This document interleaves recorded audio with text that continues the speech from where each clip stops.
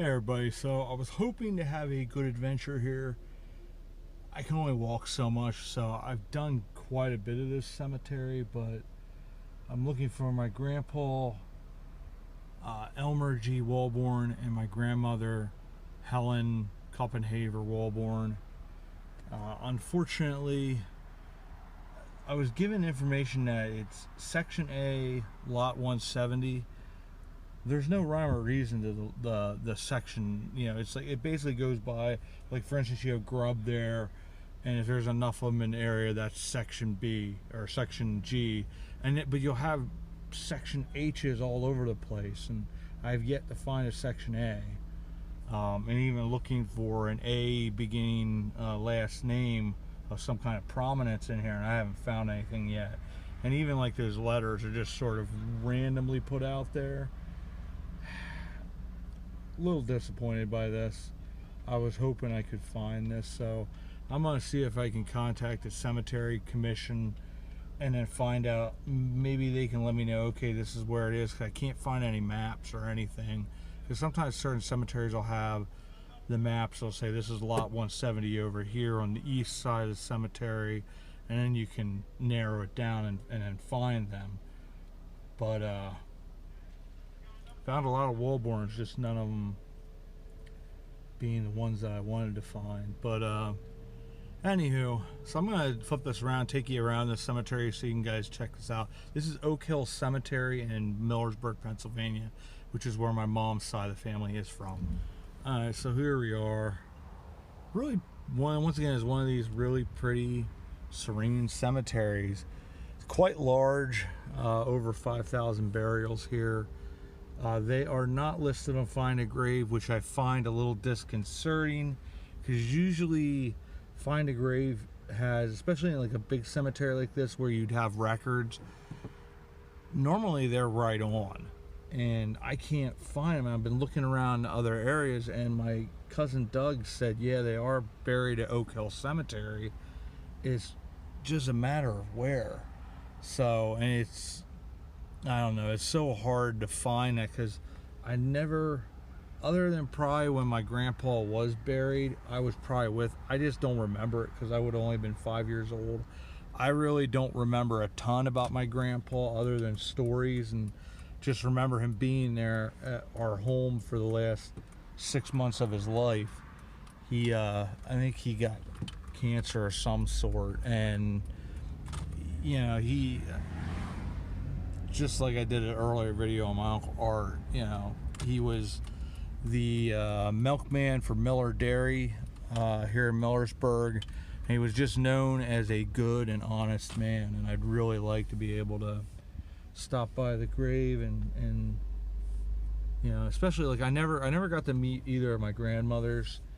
My grandmother Walborn, Helen, she actually passed away, I think it was 1958. It was my mom's senior year in high school.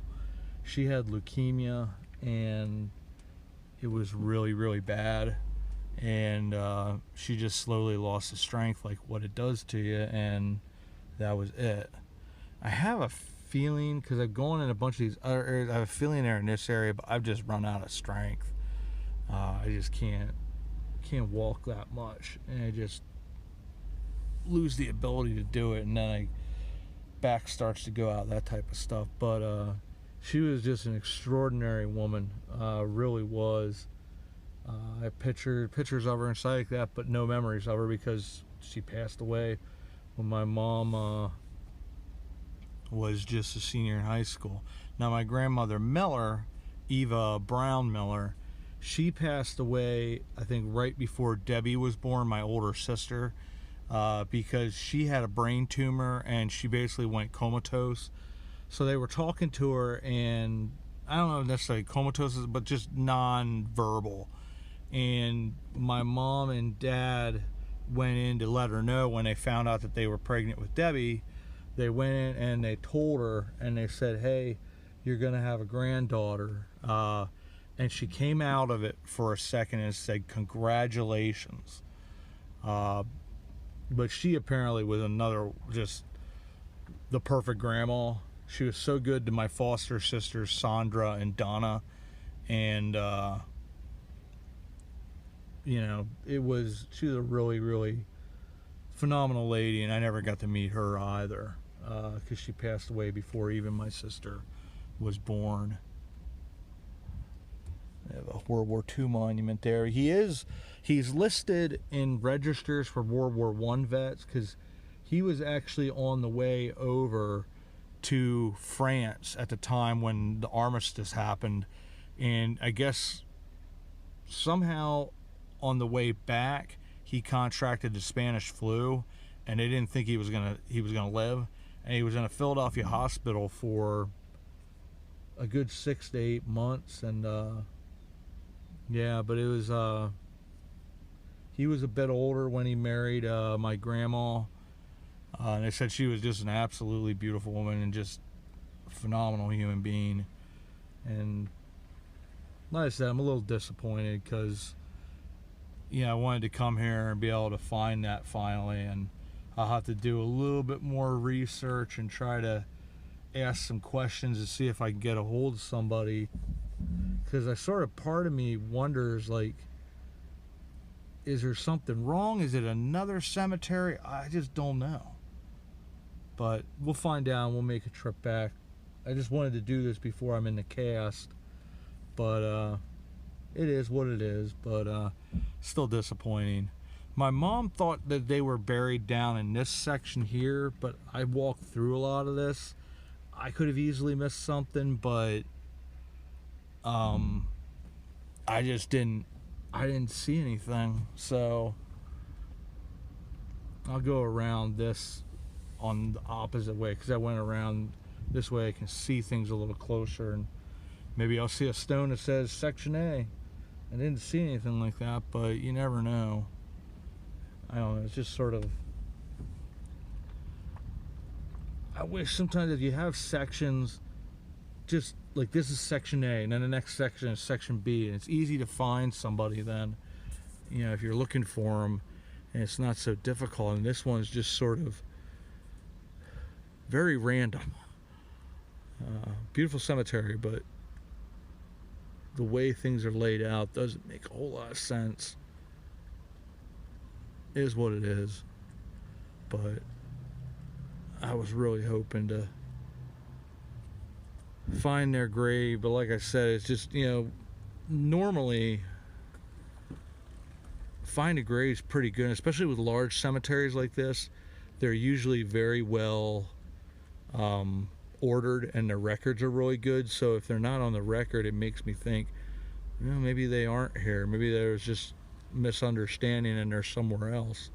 But I have no way. Like, my mom thought this is where they were buried, and her memory wasn't as good at that stage, but because she was having a lot of different issues health-wise. But there's Hottenstein. That was the doctor in Millersburg. His last name was Hottenstein, and there was a Daniel Hottenstein who was an absolute sweetheart and absolutely adored Mom. And Mom said, I was just not aware enough. I was too naive to realize. So my last name could have been Hottenstein, because he apparently would have moved heaven and earth for her. Some of those cool family stories. Something I want to do a series on is do sort of a series on family stories, and it's like a hometown family stories, because I think they're a lot of fun and they add a little bit of something to life. But yeah, I don't know. There's Zella. I like that name, Zella. Zella M and Charles L.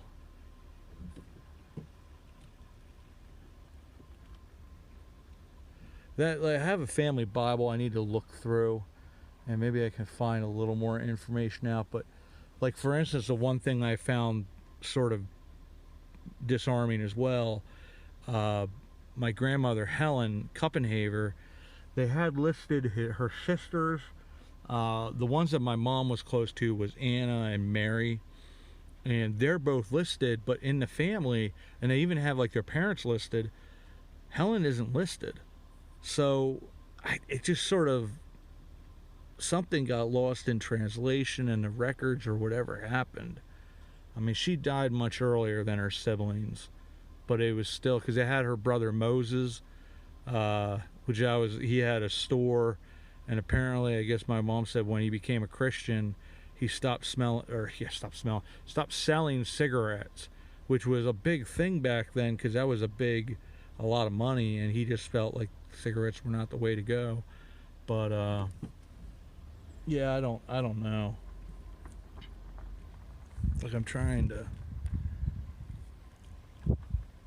go slowly here to see if I'm missing anything. It would be quite cool if we could find them, but I don't think that's going to happen. We're going to go down one more road down the middle so I can go down that way, a different way, and maybe see something that I'm missing. Part of me would think that there's a good... So for a second there, I did see a Walborn one there, but it was an Elwood and a Mary. So it wasn't it, but I got excited for a second. I was like,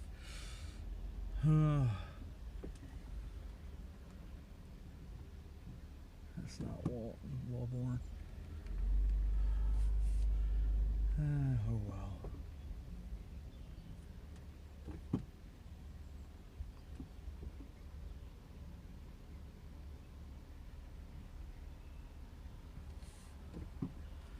Yeah.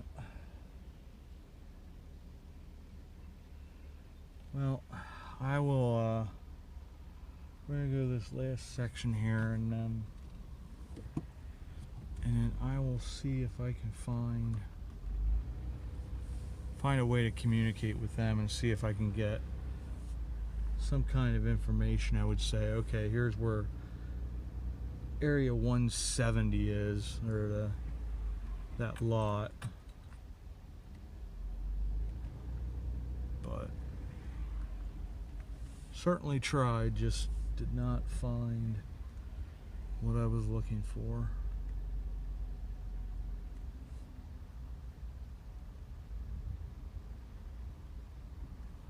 I would not be shocked if maybe my mom was right and that's where they're in there somewhere. It's just a matter of being able to walk the entire thing, which is not working out for me right now.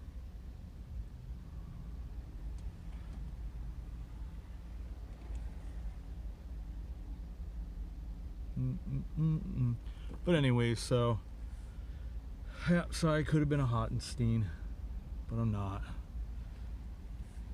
She had quite a few guys apparently were quite interested in her. She's like, well, she's sort of bashful about it, but yet proud of it. Like, the boys liked me. She was a star basketball player here in Copenhagen. There's a Copenhagen one, but she was that good that she probably could have played, would have definitely gotten a Division I scholarship, but probably a good chance she would have been WNBA type material. But she had the first couple years that she was playing high school, the coach was from the quote-unquote better side of the tracks, so she sort of held that against. That's sort of cool. Colonel Laud, cross swords. He's probably cavalry in the Civil War, Grand Army of the Republic. That's sort of neat, live. But then she started like when they needed the offense, she would bring my mom in because they'd be shouting for bring in Mary, bring in Mary. So she'd score a bunch of points because she'd keep her on defense, and then if they needed the points, she'd bring her in for offense. And then ultimately, when that lady got pregnant, which was the best thing for her, a guy that was a big star at Lebanon Valley College in the 50s, he wound out, his wife taught at Millersburg, he wound up coming in to be the coach at Millersburg High School for the girls program, and he saw the potential right away. And then after that, she was the star on offense. I think she averaged, I think it was in the 28 or 29 points a game. which was impressive for back then, because girls basketball back then, you had 3 guards and you had 3 forwards, and I think it was the guards played defense, and they had to stay on the one side of the court, and then the other side of the court was the offense, which was the forwards. But they didn't think women back then could play the whole court. But shows that they were wrong. What they do today, it's just some of the weird beliefs they had back then. But anyway, so I want to say thank you for coming along. I gotta move because I got somebody behind me. But as always, I want to say thanks for coming along, checking out Oak Hill Cemetery, and hopefully at some point we'll have a good, that we'll go back across here. We'll be able to come back here and actually find where they're buried, because they are here somewhere. It's just a matter of finding them. But like I said, you know, it's fun coming up here again, because I haven't been up here for Millersburg for a while. But a lot of good memories. We used to come to the Millersburg ferry all the time. That was actually one of the first videos I did after I started my channel. Now I think I only put them up on Facebook. You know, it was very, very early in the channel. But yeah. So alright, cool. Well, I want to say thank you once again, guys, for coming along another adventure. I might have to turn left up here because you can't go right. It's a one-way. But hopefully at some point we'll be able to return here and we will actually find my grandparents. So thank you as always, and we will see you all about town.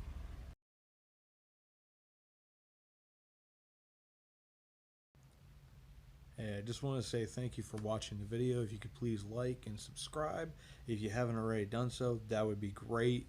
And we also have a Facebook page, we have an Instagram page. If you'd like to support the channel, there is a Patreon.